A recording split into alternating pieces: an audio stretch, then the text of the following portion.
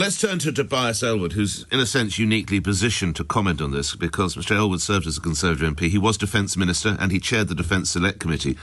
But also he served in the Royal Green Jackets. He saw action in, among other places, Northern Ireland and Bosnia. And he joins me now. Good to have you on, sir. Thank you for your time. What assurances would you want to see? What caveats should be put in place before any sort of deployment, in your view? Good morning.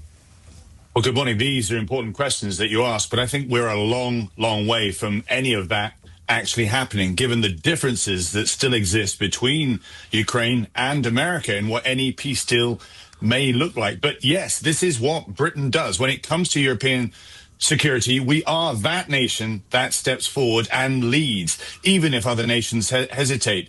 But in my view, it's actually time to be bolder. It's time to conclude this war by firstly recognizing that if Russia is not pushed back, not given land, ceded land, but pushed back, a wider war in Europe is very, very likely indeed. Russia is already conducting a grey zone war with Britain. We need to recognize that, okay? There are cyber attacks, coercion, disinformation campaigns, a shadow fleet in the English Channel, actively interfering with our undersea cables. That is what Russia is doing today.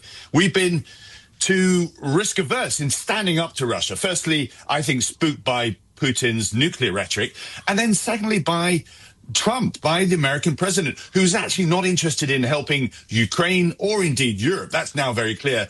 He simply wants the war over so that he can actually strike a minerals deal with Russia that he desperately needs. So it's time, I think, to finally show strength, to stand up to the bully, to give Ukraine the serious lethality that we still debate so it can push Russia out. Then we can provide Ukraine the security guarantees to prevent Russia attempting this in the future.